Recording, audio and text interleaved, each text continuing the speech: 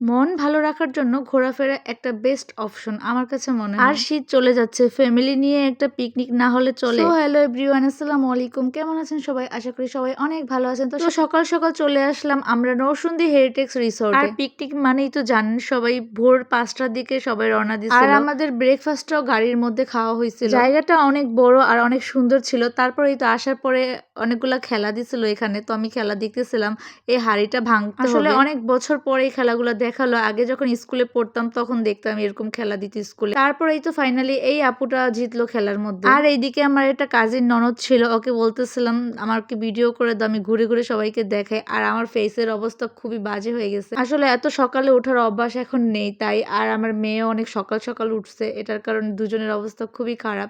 আর প্রচন্ড রোদ ছিল এখানে। সত্যি বলতে প্রথম থেকে আমার খুব একটা ভালো লাগেনি। তারপর এই তো আমার ক্যামেরাম্যানকে একটু নিয়ে আমি ভিডিও করলাম, ওকেও একটু ছবি তুলে দিচ্ছিলাম, ভিডিও নিচ্ছিলাম। আসলে এত ভোরে উঠতে হবে বলে এমন কোনো বড় জায়গায় আমার যাওয়া হয় না, কারণ আমি সকালে ওঠার এত অভ্যাস নেই। দেখা যায় সারাটা দিন প্রচুর খারাপ যায়। তারপরে এই তো এখানে কয়েকটা খেলনা রাইড ছিল। আমার মেয়ের এগুলা পেলে আর কিছু লাগে না, ও এগুলা খুব ভালোবাসে। আর কোনো পার্কে গেলেও এগুলা দিয়ে খেলবো। পিকনিকে এই টোকেনগুলা দিয়েছিল খাওয়ার জন্য, কি কি আইটেম খাবার দিবে। আর এই পিকনিকটা কিন্তু অর্গানাইজ করছে হলো সব ব্যবসায়ী। পুরান ঢাকার নবাবপুরের যতগুলা ব্যবসায়িকরা ছিল তারাই এই পিকনিকটা অর্গানাইজ। আর এইদিকে বসে আমার মেয়ে মাটি দিয়ে খেলতেছিল। আমি ওরে বলতেছিলাম যে তুমি ঘুরতে আসছো, এগুলা কেন করতেছো? ও আমাকে বকতেছিল যে না আমি খেলবো। তারপরেই তো আমাদের টোকেনে যে খাবারগুলোর আইটেম ছিল সেটা একটা করে ছিল, একজনের টিকিট অনুযায়ী একজনের করে আইটেম দেওয়া হয়। তারপরেই তো ছোটখাটো খাবার দাবার শেষ করে আমরা যেখানে লাঞ্চের আইটেম করছে ওখানে যাচ্ছিলাম, আর কনসার্ট হবে সেখানে যাচ্ছিলাম।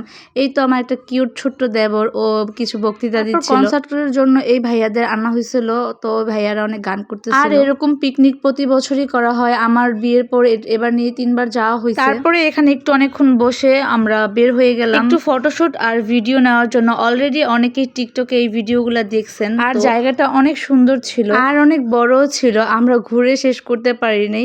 আর যেহেতু বিকেলবেলা বের হয়েছি, একটু ফটোশুট আর ভিডিও নিতেই অনেকটা লেট হয়ে গেছে, আর ঘুরতেও পারিনি বাকিটা। তারপর এখানে একটু ভিডিও শুট নেওয়ার পরে আমরা একটু অন্য সাইডে যাই। তো এখানে একটা ঝর্ণার মতো সিস্টেম করছে, কিন্তু মনে হচ্ছিল যে প্রকৃতি কোনো ঝর্ণা। আর এখানে ওয়েদারটা খুব ঠান্ডা ছিল, তো এই পানিগুলোর জন্য অনেক ঠান্ডা হাওয়া লাগছিল শরীরের মধ্যে। তো ওর বাবা একটু ফটোশুট করলো, মেয়েকে একটু ফটোশুট করাচ্ছিলাম। তারপর সবকিছু মিলিয়ে আলহামদুলিল্লাহ খুব ভালো কাটছিল দিনটা। আর প্রত্যেক বছরের থেকে এবার অন্যরকম ভালো লাগা ছিল, তাই সবকিছু মিলিয়ে ভালো ছিল দিনটা। যাই হোক, ভিডিওটা অনেক বড় হয়ে গেছে। কে কোথা থেকে ভিডিওটা দেখতেছেন অবশ্যই কমেন্ট বক্সে বলতে ভুলবেন না। তারপর এই তো প্রায় সন্ধ্যা হয়ে গেছে, কনসার্টও প্রায় শেষের দিকে। তারপর এই তো সবাই ভালো থাকবেন, আল্লাহ হাফেজ।